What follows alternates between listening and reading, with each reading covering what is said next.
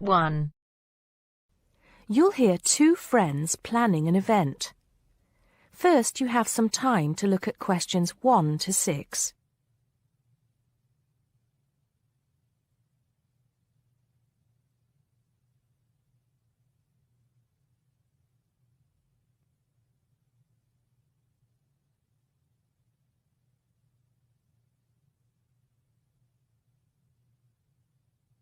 Now we shall begin. You should answer the questions as you listen because you will not hear the recording a second time. Listen carefully and answer questions 1 to 6. Hello, Joan. I'm glad you could come. Hello, Peter. What's up? Is something the matter? No, everything's fine. It sounded urgent on the phone. Did it? It's just that I've had this idea and I wanted to see how soon we could get it off the ground. Well, don't keep me in suspense. You know they're planning to close down the local clinic. It was in the newspaper yesterday, but most people have actually known for some time. Well, I thought we should do something about it. What did you have in mind?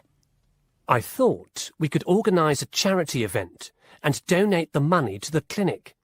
I know it doesn't sound like much, but it will show the local council how we feel and that we mean business. That'll take quite a lot of organising. Why don't we just hold a protest outside the town hall? A protest would take just as much organisation as an event like this. Besides, I think fewer people would turn up. A village fair or something like that would attract more people and get money for the clinic. People are more generous when they're enjoying themselves. OK then, it sounds good to me. How do we start? First, we put our heads together and come up with a list of people who'll be willing to help and people who can provide us with some of the things we need. For example, we might need a caterer to provide refreshments, a rock band for entertainment, tents and so on. Then, we do a lot of telephoning around and try to get everybody together at the same time in the same place. Sounds like a lot of work to me. Well, that's only the beginning. First things first, though. Let's decide now on who to get to the initial meeting and where and when to hold it. Fine. Well, the village hall would be the best place to have the meeting. It's not as big as the youth club, but it's warmer. There'll be no problem getting permission to use it, but I suppose it depends on how many people we invite. We don't want too many, otherwise the meeting will go on too long and nothing will get decided. But the village hall is a good idea. It's more official than having it in someone's living room. How many? 6 or 8 people to start with? 10 at the most? OK, now we have to decide on a suitable day and time. Suitable to everybody, I mean. A Saturday or Sunday would seem to be the best choice because people aren't at work on those days. But they may not like the idea of giving up a part of their weekend for a meeting. Unless we persuade them it's for a good cause, or that it's to their advantage, and that it'll all be a lot of fun. We'll provide refreshments, of course. What if some don't want to give up their weekend? Then we'll give them an alternative. Say, one evening in the week after everybody's finished work.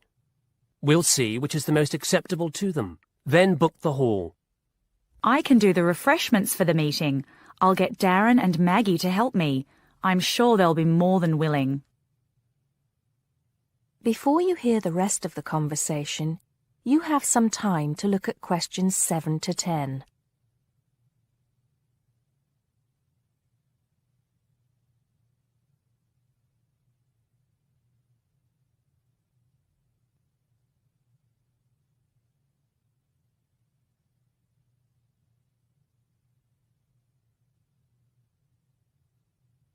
Now listen and answer questions 7 to 10. So, what's next on the agenda? A list of who we want at the meeting. Yes, of course. Obviously, we want someone from the clinic. I think Dr. Perkins would be best. He can tell us exactly what the financial situation is there. You know, how much money it takes to keep the place running, and how important it is for the community to have the clinic. The vicar too. He can rally lots of support. And Mr. Sims, our Member of Parliament. He is very busy, but I think I can persuade him to come, or get his wife to persuade him to come. I see her quite a lot socially. That's great. 2 other people I have in mind are Freddie Smith. The journalist? Yes. Well, he's the editor of the local paper now, and might be useful. He might let us advertise for free, and he'll know how to go about getting leaflets and posters printed. That's another thing. We'll need volunteers to put leaflets through people's doors and stick up posters all over the place. We can decide that at the meeting. What about the other person? What other person? You said you had 2 people in mind, Freddie Smith and... Oh, yes, Mr. Gates. Mr. Gates. Do I know him? You must do. He owns Greatfields Farm. We need a large area to hold the fete. Right. So how many have we got then? 7 or 8? There's Dr. Perkins, Mr. Sims, that journalist. Freddie Smith, you mean? Yes, him. And the vicar and Mr. Gates, the farmer. That's only 5. There's you and me. That's 7. That will do for now. Let's start making phone calls. That is the end of part 1. You now have half a minute to check your answers.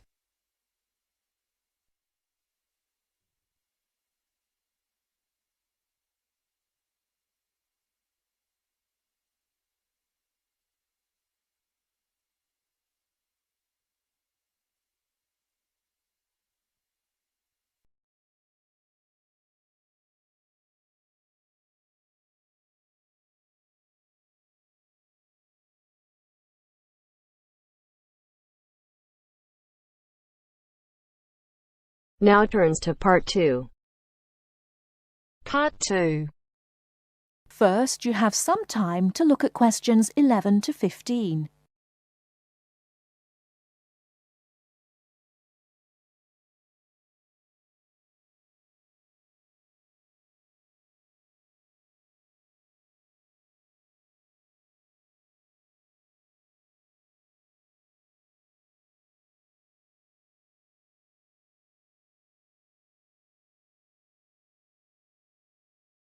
Now, listen carefully and answer questions 11 to 15. Starting at the beginning, you can see the on-off switch just beneath the 2 lights. Having turned the machine on, these lights now become very important. When the light on the left has gone out, you can begin making coffee, as it means the water is now hot enough. Next to that is the water level light. If this is illuminated, it means the machine does not have enough water. It is essential that you turn the machine off and add more water the moment this light comes on. Otherwise you could damage the heating element. Once you have checked that both the heater light and the water level light are off, make sure the filter holder, that's the part with the handle just under the control panel, is in place. Once you have your cups ready, it is time to press the coffee delivery switch. That's the button just above the filter holder beside the boiler meter. Remember to take a quick look at the meter as it tells you the exact temperature of the water. On both the left and right hand side of the machine, on the same level as the filter holder, you can see the steam pipes used for heating milk. These steam taps need to be cleaned regularly to avoid blocking. And finally, if you do spill any coffee, don't worry.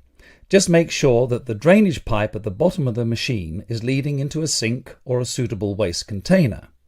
As with the steam taps, the drainage pipe needs regular cleaning.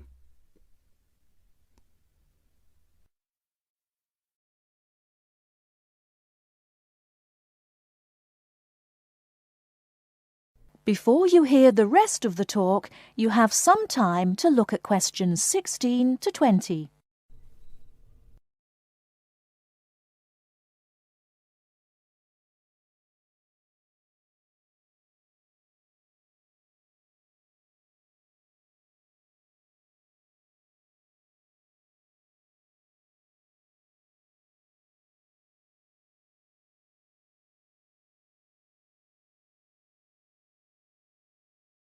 Now listen and answer questions 16 to 20.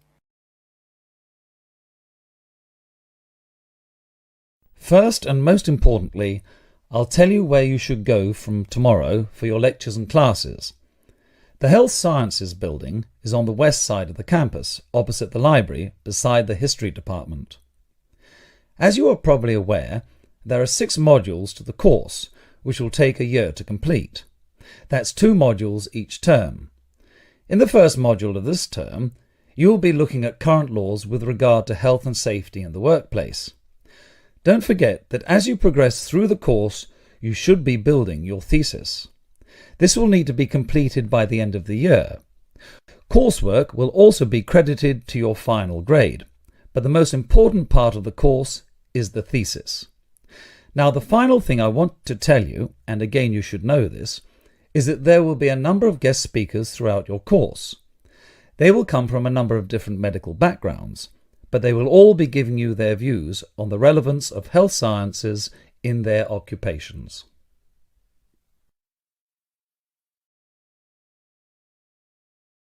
That is the end of Part 2. You now have half a minute to check your answers.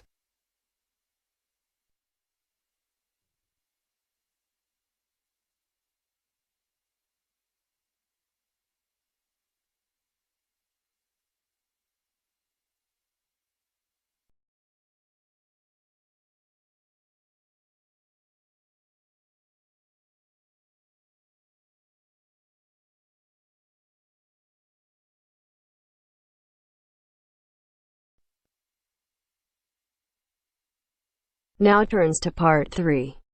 Part 3. You'll hear a lecturer talking to students about America in the 1960s.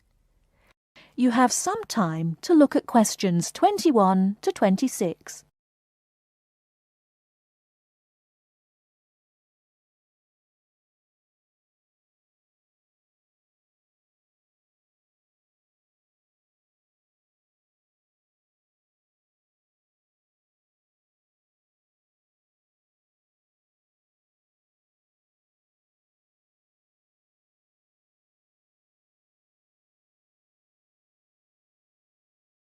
Now listen carefully and answer questions 21 to 26. We begin our examination of America in the 1960s with the usual caution. There is no sense in trying to understand any decade without looking at what came before. Those of you who still have outstanding coursework on the 1950s would do well to complete it now, if for no other reason than it will help make sense of the next series of lectures.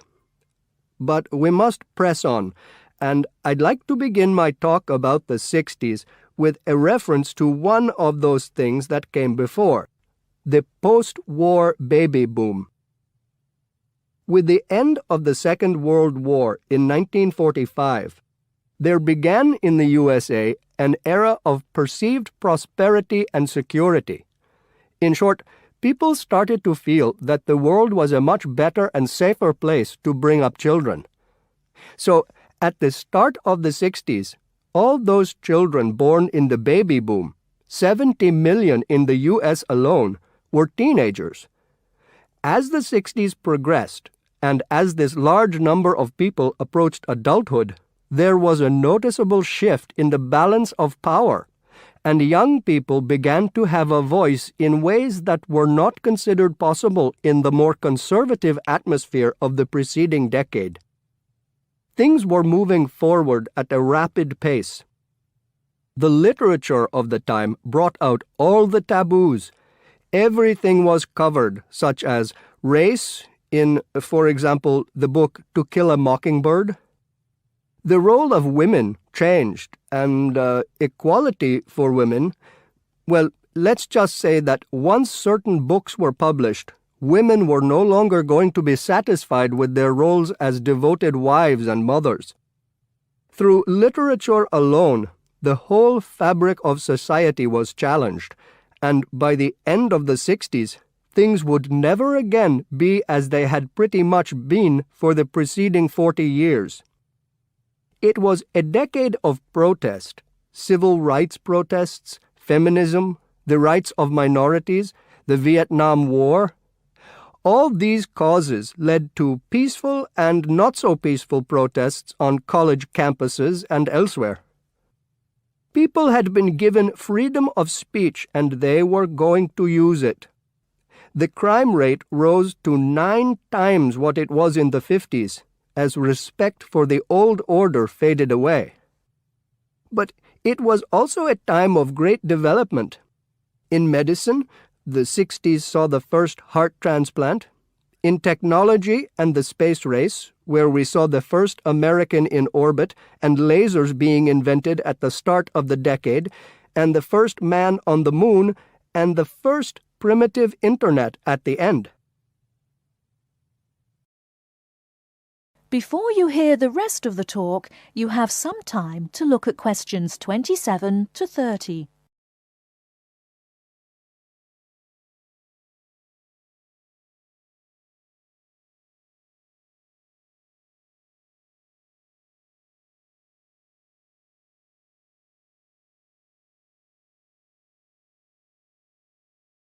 Now listen and answer questions 27 to 30. None of this, good or bad, might have happened if things in 1962 had gone slightly differently. On October 16th, President John F. Kennedy met with his closest advisors at the White House. They had obtained photographic evidence showing that Cuba was building or installing nuclear weapons. It was widely believed that Cuba was preparing to fire these weapons at cities in the USA. Kennedy was faced with 3 choices: to try to resolve the crisis diplomatically by negotiating with Cuba and the Soviet Union, to take action to block the delivery of more weapons into Cuba, or to attack Cuba, destroying their weapons. Believing that the first option would end in failure and that the third option would lead to war, it was the second option that Kennedy chose. In doing so, he succeeded in preventing the buildup of more missiles. The Soviet Union then withdrew the weapons from Cuba. Most historians agree that if Kennedy had acted differently, the episode would have led to a full-scale nuclear war between the United States and the Soviet Union. Millions would have died, and the world would have been changed beyond recognition. That is the end of part 3. You now have half a minute to check your answers.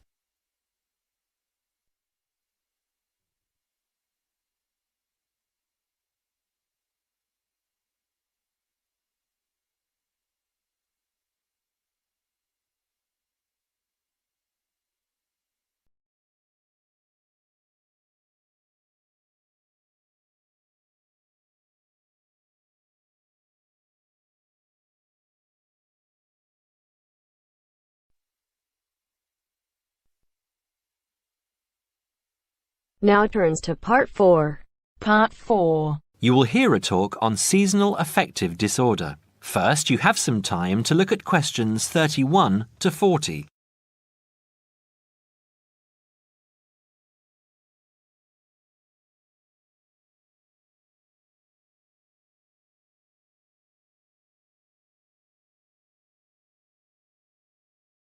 Now listen carefully and answer questions 31 to 40. In the past few years, a new condition has been identified and given a name: SAD, short for Seasonal Affective Disorder. This is now recognized as a distinct kind of clinical depression, where people become depressed at the onset of winter, accompanied by a craving for sweet things, causing weight gain. Each spring and summer would then bring on almost maniacal highs and feelings of boundless energy and happiness. Experiments to combat this depression showed that increased exposure to bright light in humans could suppress their production of a darkness-related hormone called melatonin. The light needed to induce this change was about 2,000 lux, or about 4 times brighter than ordinary household lighting. It was then calculated that if bright light could suppress melatonin secretion, then it might have other effects on the brain, including the reversal of symptoms of depression. While melatonin's precise role in SAD has not been pinned down, the theory led to effective treatment. Not surprisingly, SAD affects more people where winter nights are longer and days shorter. In the UK, an estimated 500,000 adults develop full-blown SAD in winter, and twice this number suffer the milder condition called subsyndromal SAD. About 80% of sufferers improve when given light therapy, and improvement usually comes within 2 to 4 days. Scientists are still unsure why winter depression happens, but more than a decade of research has turned up some surprising findings. Nearly 80% of SAD victims are women. Researchers are uncertain why this is so. SAD can affect people at any age, but typically it begins around the age of 20 and becomes less common between 40 and 50. SAD is comparatively rare in children and adolescents, but so far researchers have been unable to come up with a logical reason for this. As many as half of SAD sufferers have at least one family member with depressive illness, suggesting that the depression has a genetic component. Some patients experience shifts in their body clocks when they're depressed in winter. They are morning people at one time of the year and become evening people at another. What is the underlying difference between SAD sufferers and others? A clue can be found in carbohydrate craving, a common symptom. People often become obsessed with chocolate, for example. Carbohydrates alter brain chemistry by increasing the level of a soothing chemical called serotonin, a neurotransmitter that carries signals between brain cells. SAD sufferers crave carbohydrates because they may need serotonin to lift their mood. This craving can be intense, in fact, an addiction. It may be that the serotonin system of the brain has problems regulating itself during the winter. Some SAD sufferers respond well to the drug Prozac, thought to influence the brain's serotonin-using system. Other brain chemicals and hormones probably play a role in winter depression. Another neurotransmitter, dopamine, for example, may be inadequate in certain cases. Researchers hope to uncover clues to SAD's secret by probing similarities between SAD and hibernation. Though no valid link between the two has been established, some SAD patients say they feel like hibernating animals. SAD sufferers tend to put on fat in autumn and early winter, roughly the time when such hibernators as bears and squirrels do. That is the end of part 4. You now have half a minute to check your answers.